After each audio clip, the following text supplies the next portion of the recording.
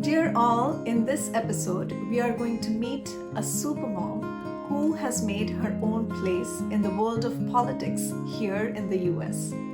She talks about how she navigated and how she got into this field, the kind of experiences that she's had sitting inside a room filled with men, how she puts her foot forward in the right direction and being a voice of the people. Lovely to have you, Rosy. Thank you for having me. I really appreciate this. Rosy, I am going to directly dive into your journey, and I'm really curious to know, being a passionate traveler, having built this successful travel business along with your spouse, and then getting into something serious like politics, a fun thing to a serious thing. How did that happen? So yes, I definitely enjoy traveling a lot. So that's how I formed my own business, Palace Tours, because I wanted to get something where I could get coupons and everything to be able to travel a lot. And then I started helping my friends join, and I started helping them form different things where they could do destination weddings and everything. Soon it became a point where I said, you know what, this is a great idea. Why don't I just start my own company? So that's how my Palace Tour started. Then to answer your question, how a total flip on the other side, and you're very right. It changed my life from being something where I enjoy going out, outdoors, to starting to be in a room full of mostly men, so because we see more men in politics than women in politics. So sometimes I find myself in a room full of just men who have a certain policy in mind, and it's hard to convince them otherwise. But how did my journey start from one point to totally different? Well, it started like 18 years ago. There was a lot of things that were happening and they didn't sit right with me. There were certain things that were happening in school system that I just couldn't get away with. It's like, someone needs to do something about this. And then same thing was happening in and around my neighborhood. Retention basins were not being fixed. Those are very minor things when you think about it, but they are not if you really dive deep into it. And I'll give you a live example. Where I live, there is a retention basin in my backyard. Not exactly my backyard, but to the very side of it. And if that gets filled, nobody was taking care of it. So we did some research, just the entire neighborhood. And I'm talking about back in the time of Sandy. So that's when the entire neighborhood got together. Somebody was an attorney, somebody was more into hydrologist and everything.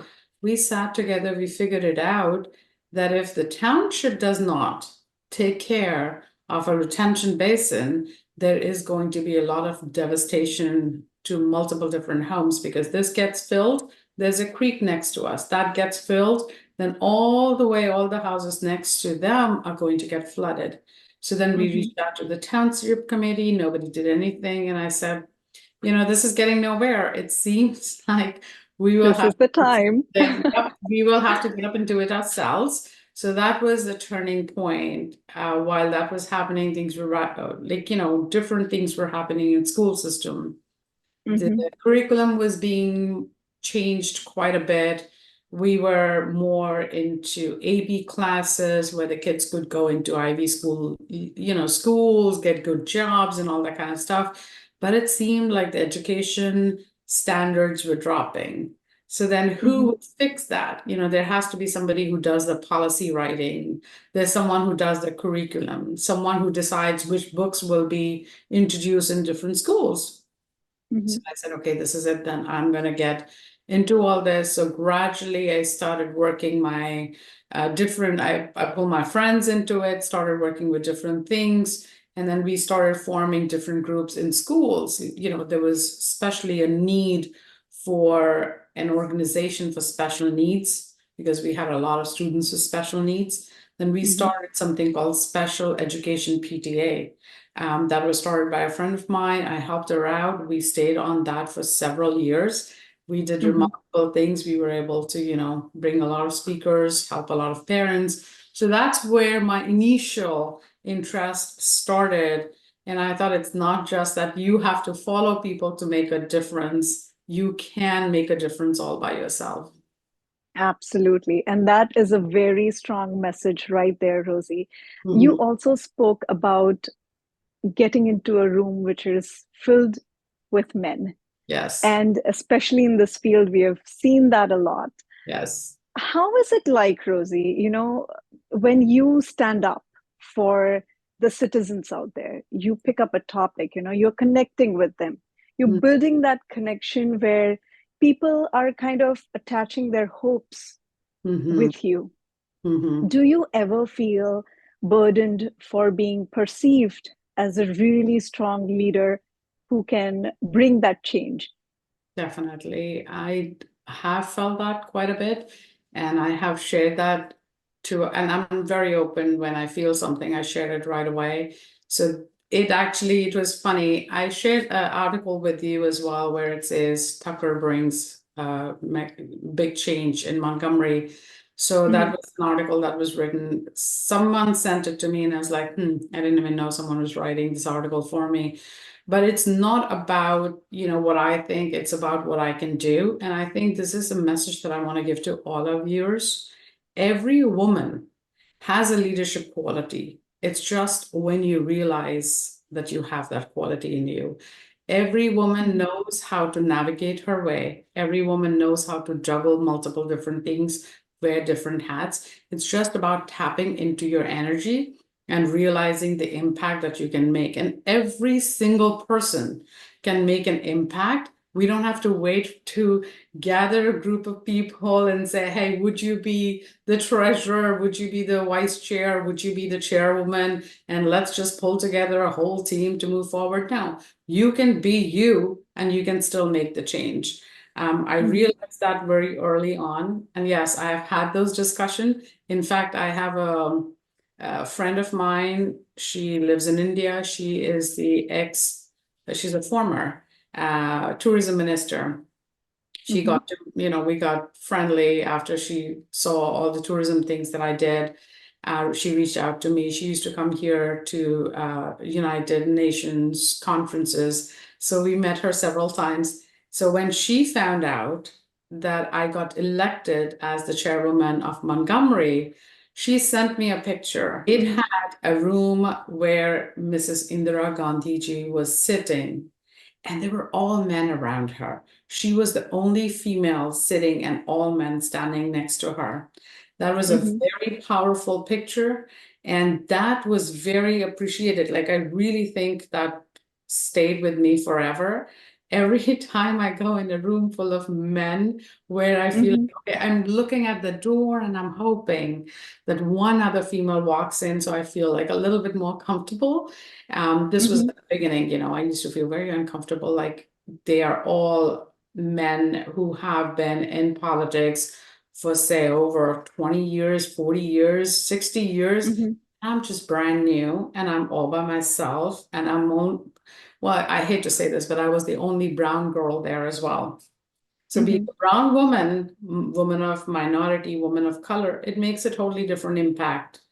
At that time, someone said to me, you remind us of, different strong women who can make an impact, and don't sell yourself short. We really wait for you to start talking, and your opinion matters to us. That's when I realized, honestly, that yes, every opinion matters, every voice matters. So that time Mhm. people started coming to me and saying that this is the issue that we are facing in our district, our town. This is what bothers us. And then I started taking those issues back to the policymakers and I started sharing it with them, and they do care. So it's both ways. So I soon became a bridge. So people on both sides understood the value that I brought to the table. So far, everybody knows that whatever issues I bring to the table are worthy of being acted upon, are worthy of being listened to,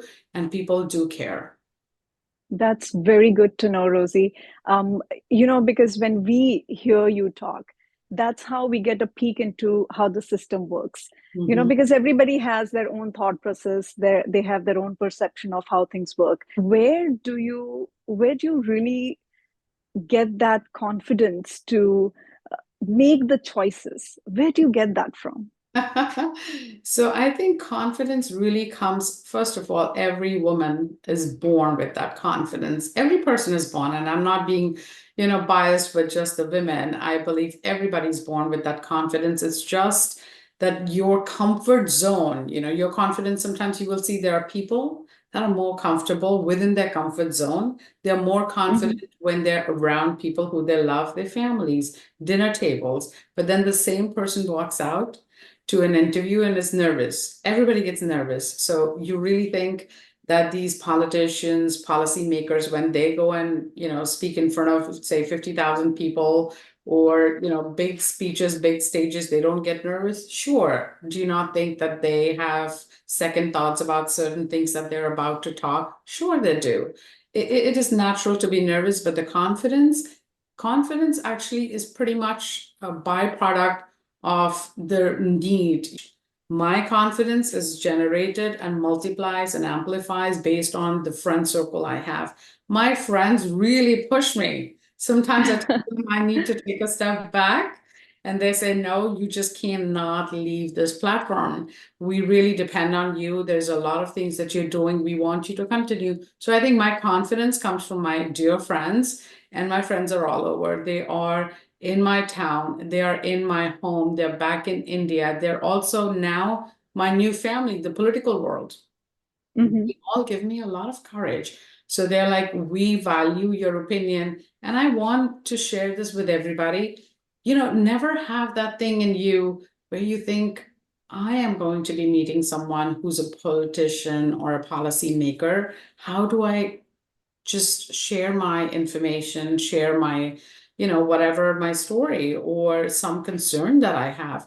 It's literally that simple, that when you see these candidates running, you have their flyers, postcards that they send to you. There's a QR code on it, phone number on it, email on it. Just send them a message. They Mhm. want to hear from you. They are running for you. They're fighting for you. So I think Mhm. it's just that confidence is all based on your need, your fear, what is required, how intense is the need that you're working for, or what is it that you're passionate about? Are you passionate about your local schools, the curriculum, how the kids are no longer getting into Ivy school, the schools and everything? Mhm. Like I said this to someone the other day, a pissed off mom is the best leader. Because it's true. I have seen moms, because if you go with your child to school, you will see soccer moms, you're seeing these mothers, they're so passionate about whether it's musical instruments, if Mhm. it's more about the sports, or whether they're passionate about a kid running for a elected position, whether it's in school or beyond. So I think Mhm. it's your confidence comes from who you're helping, the cause that you're fighting for, and your friends and your family, for sure. Absolutely. You said it right, Rosie. Something that you are passionate for, something that is craving for a change. You think that there has to be a change over here. That is where, that's the time where you think that, okay, this is where I put my step forward and take it to the next level. Yes, Beautifully said, Rosie. thank you. When you talk about all these topics that are related to social issues, Hmm. there is so much that is happening. All these issues have been prevalent in the society for many, many years. How do you then center yourself in a certain way that you keep your thought process in line?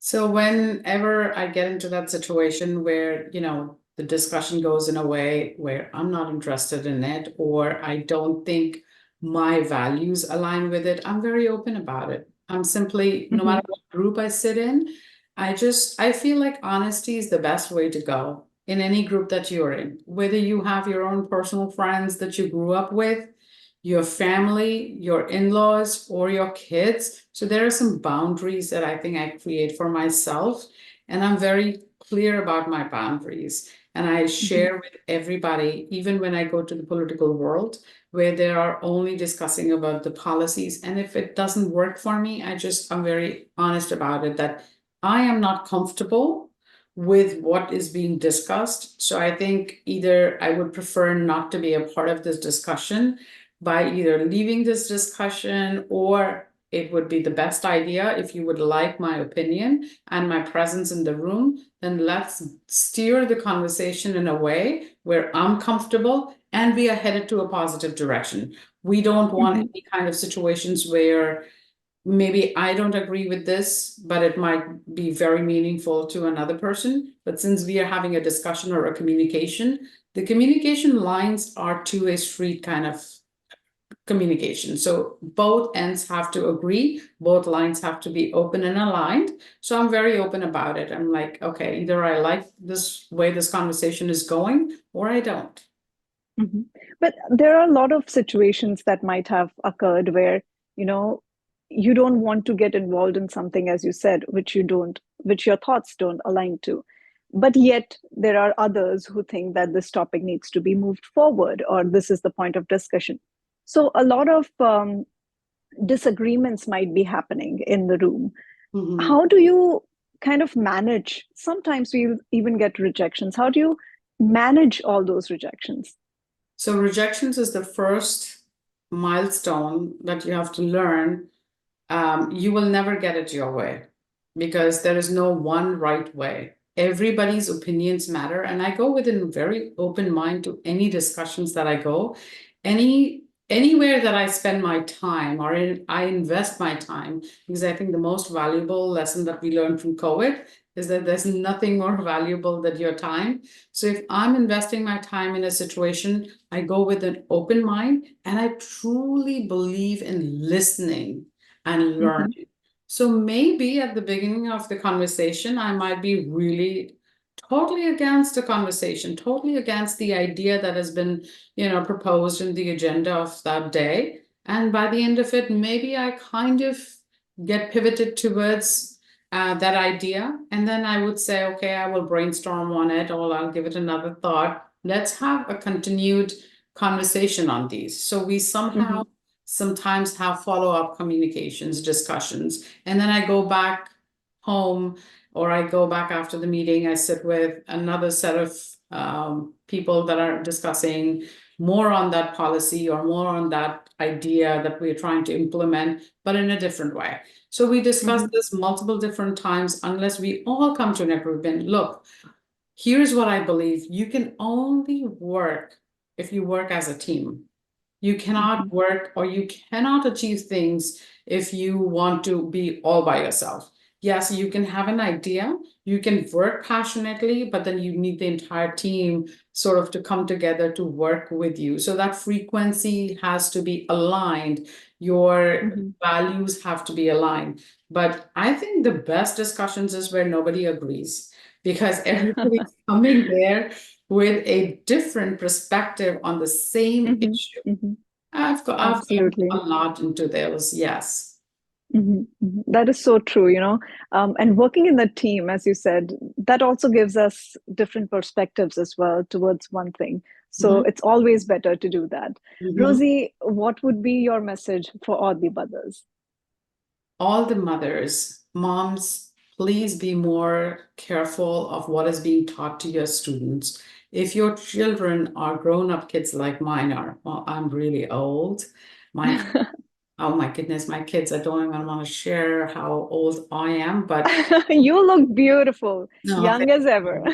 Thank you. But I'll give you a hint. My son is turning 30 this year, and my daughter will be turning 25.